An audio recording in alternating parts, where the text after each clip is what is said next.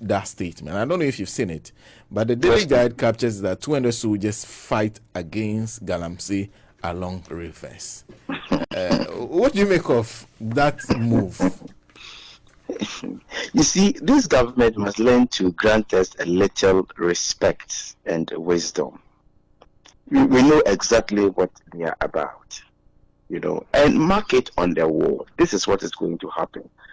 I mean, what they are doing at the moment is much ado about nothing.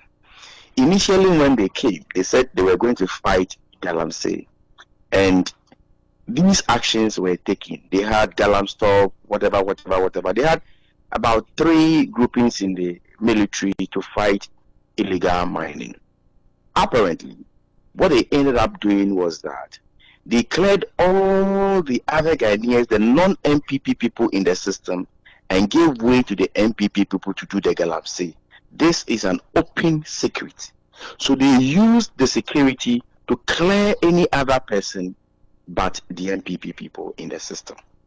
What they were doing was that those who were not MPP people and yet they were working were the people who could pay so much so that the MPP people will lead them to the ministers or the so-called people who says they are fighting the illegal mining, and then they also get their cut. This was what was happening. In fact, if you recall, the president even put his presidency on the line to fight the illegal mining. Now, getting to 2020, in election season, there were a lot of people who were not MPP people and succeeded in entering the sector, the Galamsey menace. And so they couldn't fight them because of the elections. So they opened up and a lot of people were mining, they were doing the Galamsey, they promised them they were not going to do that and all that. Now elections are over. They still want an opportunity to give the power to their people. So they are bringing the military in again to sweep out the non-MPP people in the system and give the opportunity to the MPP people to go ahead and do their Galamsey. Simple, no more, no less. So this issue of, look, the last time I spoke to you, I indicated clearly to you that this particular activity, it is from the presidency through the ministers, through the DCEs, to the very branch member of the MPP in the mining areas. And I also made mention of the fact that if you go to every area, mining area, any MPP person who hasn't gotten an appointment is looking at Galamsey for his reward. So they cannot. I am looking forward to see that they have arrested one MPP person, prosecuted him, and dealt with him as the law demands. They can't. And the MPP people are at the forefront of illegal mining. If you go to most of the mining areas, it is their consistency chairman fronting these activities, bringing in Chinese people into the mining areas. These are the facts. You don't need any dialogue. You don't need any rocket science to tell you this. These are the bare facts. They can't fight it. They can't.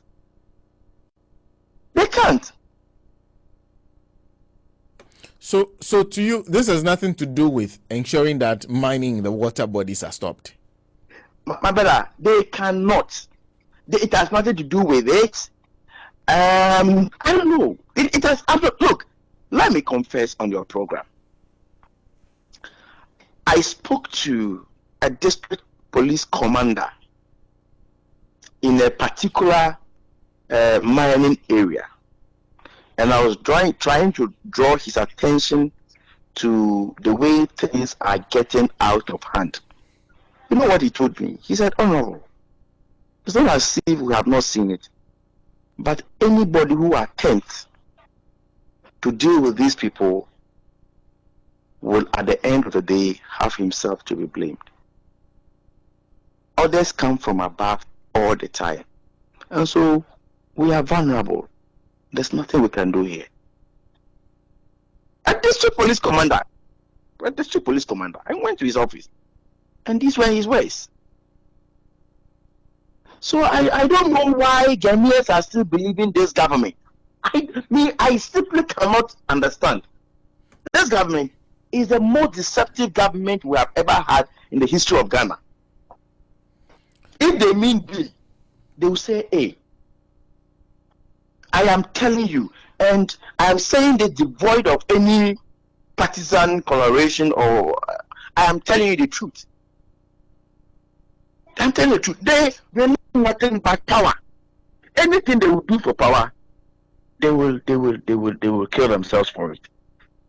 So for me, they don't mean well for Ghana. They don't have any idea of putting this country on any developmental pedestal or anything. It is about keeping power and enriching themselves. Simple. If you have not been able to grab anything in the presidency, then you must do whatever it takes to get money, whether Galamsey or whatever.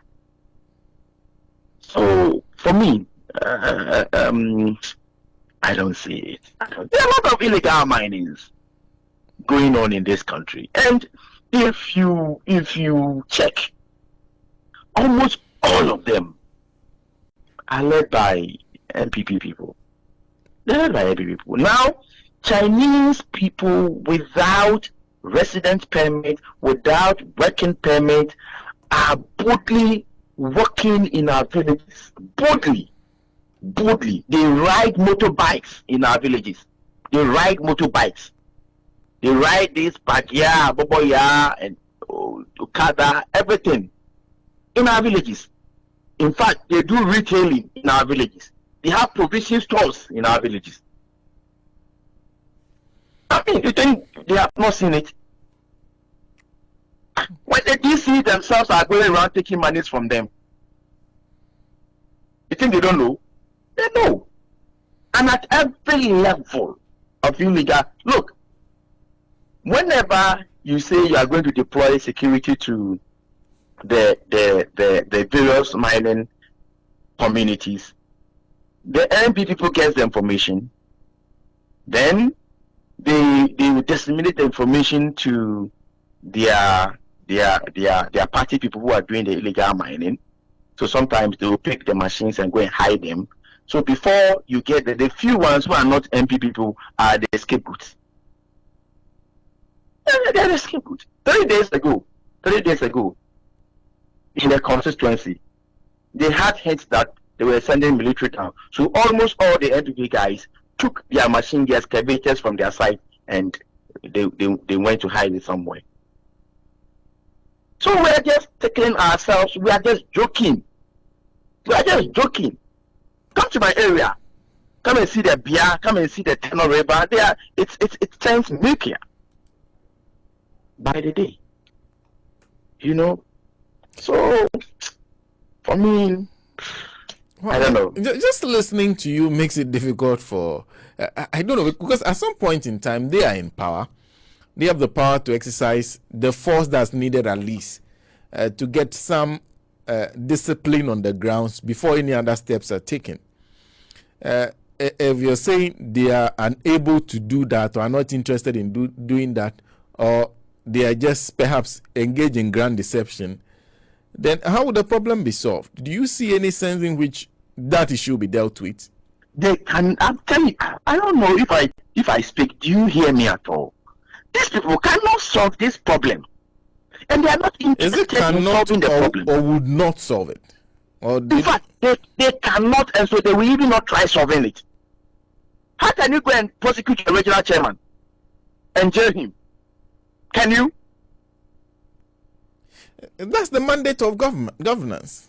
But have you ever seen them doing that before? That doesn't have mean you ever seen them? Haven't you heard regional chairman leading Galamsey in this country, or regional chairman of MPP? Haven't you heard it yourself? But that regional chairman, we understand, had a legal concession. So which chairman are you talking about?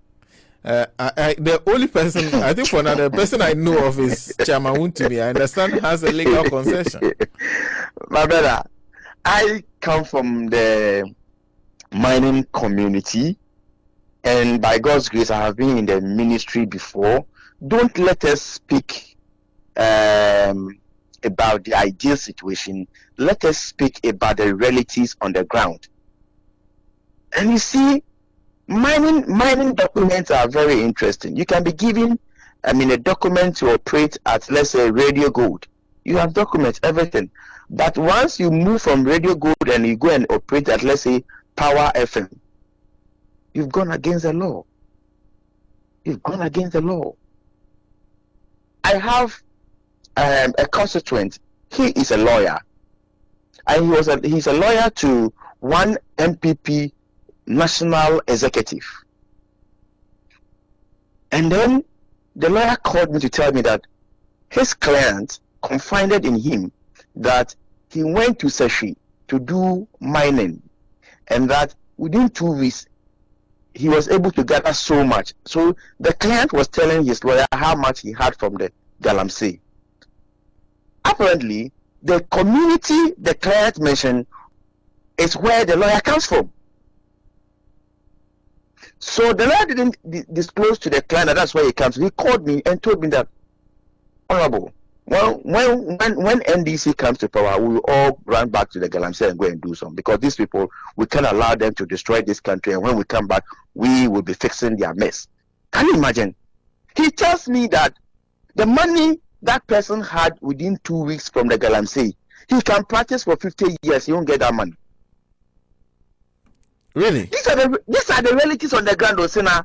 Me, I am not looking into any book speaking to you, and I'm just reflecting on the realities on the ground, and I'm just communicating to you like that. Realities.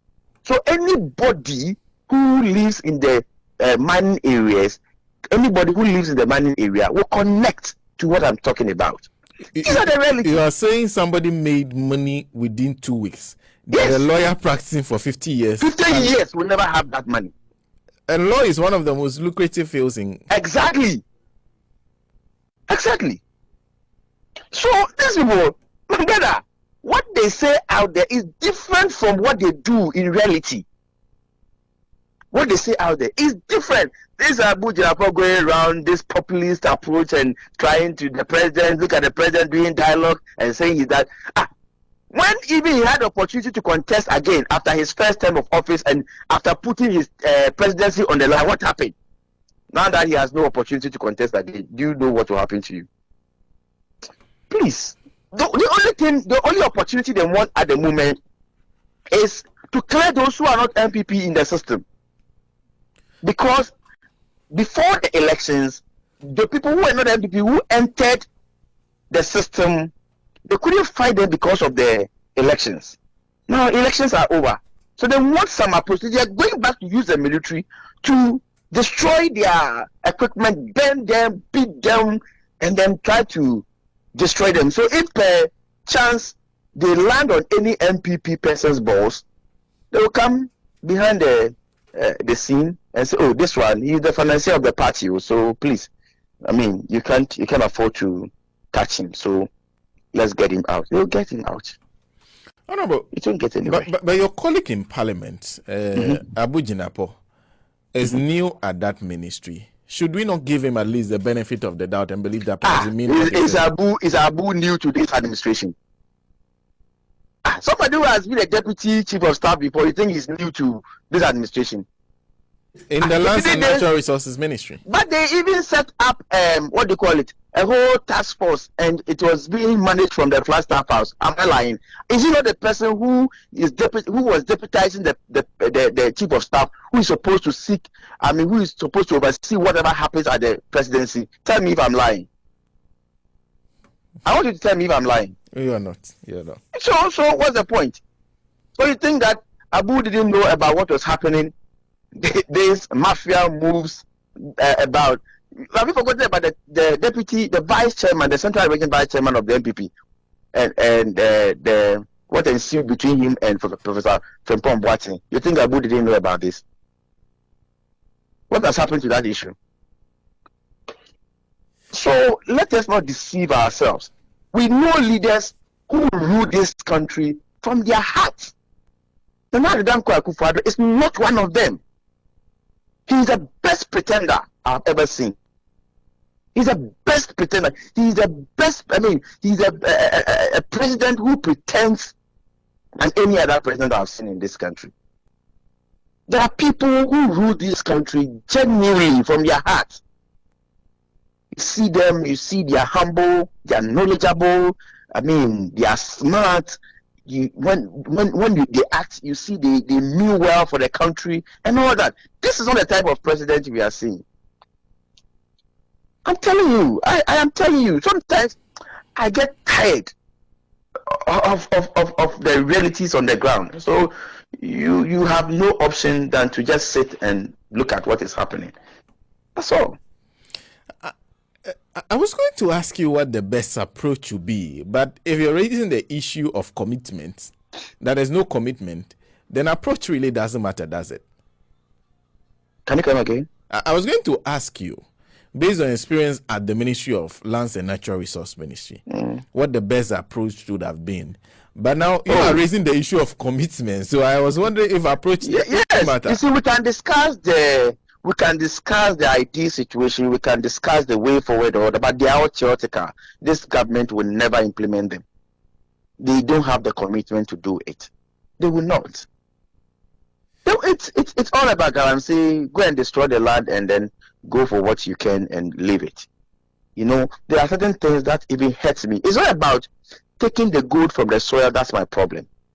That is not my problem. If there's gold in the soil and any Ghanaian will go for it and it will not harm anybody, I don't have much of a problem. You know, but they dig open pits and they leave the pits without covering them. You know, so it rains, it collects water, breeds mosquitoes, and then the mosquitoes will attack the nearest communities. And then in some cases, almost every 2 weeks, you hear somebody has fallen into a Galamsey pit. Somebody has fallen into a Galamsey pit. If you go to my constituency, at most every 2 weeks, you hear of this situation. The communities nearby don't get any benefit from them. And sometimes, the worst case scenario, sometimes the youth from the communities don't even take part in this illegal mining. They bring people from elsewhere, you know, and then come and do their things and then they go away. These are the things happening. So this government will not even try, because if he tries, he will be going after his own party people. You know, but for me, number one, there are clear rules that we can follow to achieve the same purpose. We can give concessions to indigenes in the mining areas. We give them some sort of trainings. Even if they don't have the resources, we can guarantee them, we can supply them with some basic equipment. While they are doing the work, they will be paying some monies. If we want to decentralize it, they will be paying the monies to the districts assemblies. And then before they even start work, I think I had this conversation with you the last time I spoke to you. Yes, before they start work, they will make some deposit. If it's difficult, they will have some regulatory bodies at the district level. We have mining committees in almost every district in the mining areas. So they will be playing the supervisory rules, and then whilst they mine, they will be paying something to the assembly. The assembly will have to go and buy these equipment for reclaiming the land, employ people to help them reclaim the land and even plant on those lands. I mean, so you create a win-win situation. Whilst they are working, they will pay their royalties, they will pay their taxes, and then they will do social responsibilities to the nearest communities. You know, but the way things are going, and look, even those who have the lands where they do the Galamsey, the money they give them, peanuts. For example, 1 acre of land where there is nothing on the land, they will give you not more than 5,000 Ghana cedis. An acre? An acre, yes. An acre. Of Perhaps barren land.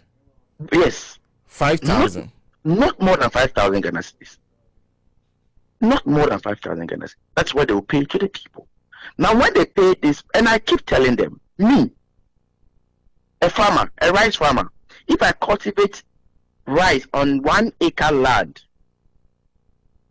I should be able to get in a year, because in those areas, in forest zones, we are able to do it twice a year.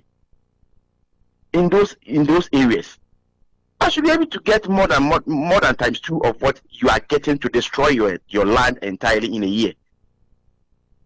Meanwhile, when you grow those things on your land, you are not destroying the land. You are feeding the country as well.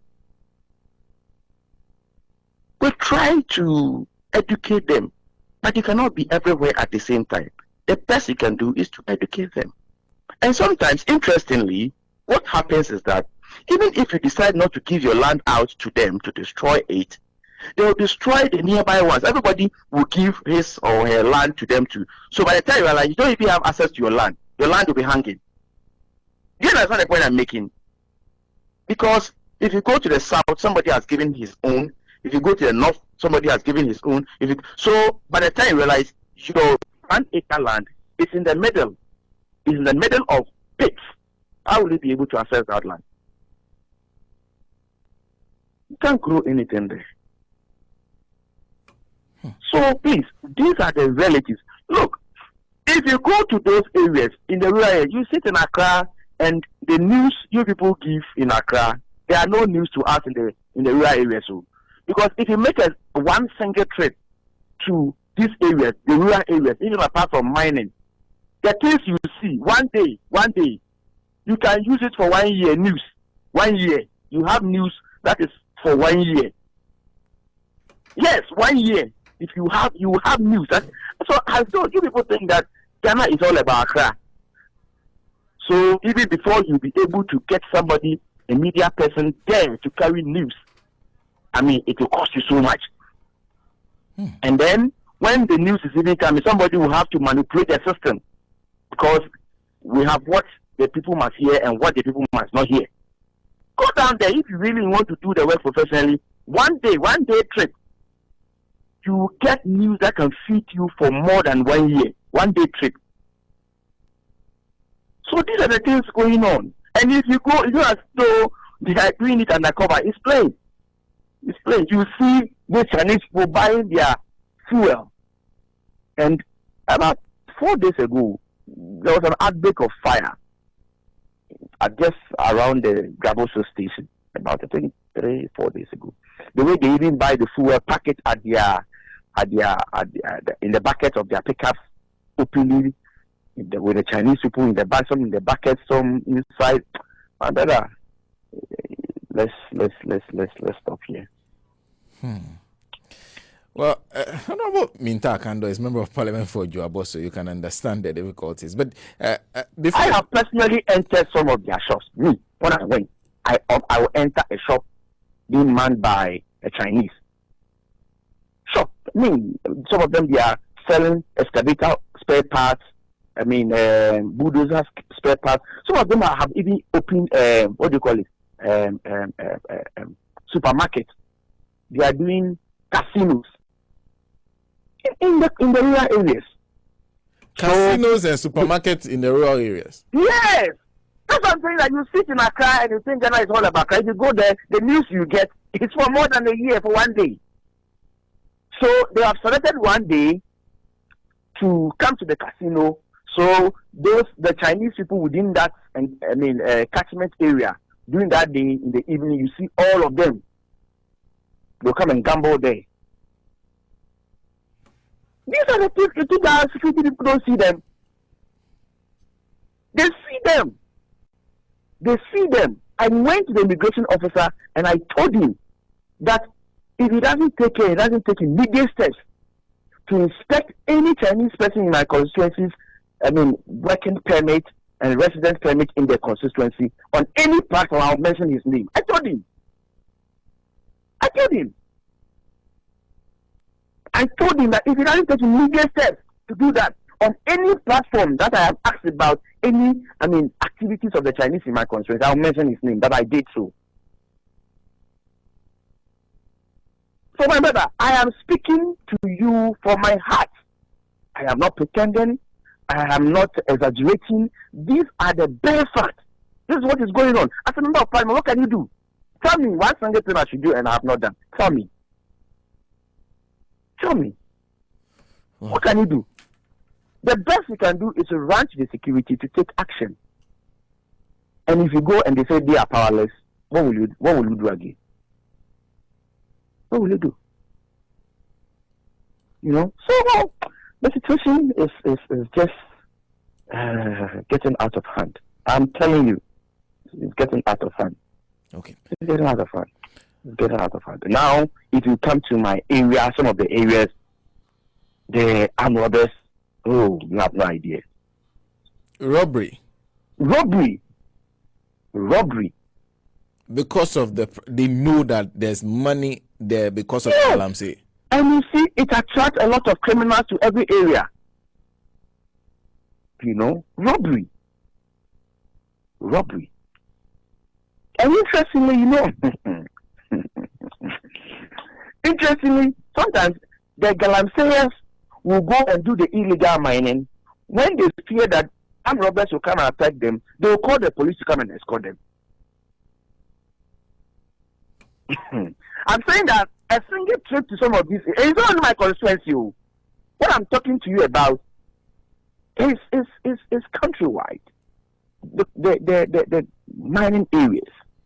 So a single trip to those communities, you see the kind of news you will gather. These are the realities. You call the police with government vehicle to come and escort them a Galamsey. Yes. Money. And you sit in a car and say, what they come, let's talk about Galamsey. We are going to fight Galamsey and put. You are joking. Saying you are joking. Tell my own brother, Abu Jinapor, that I'm saying that he must be serious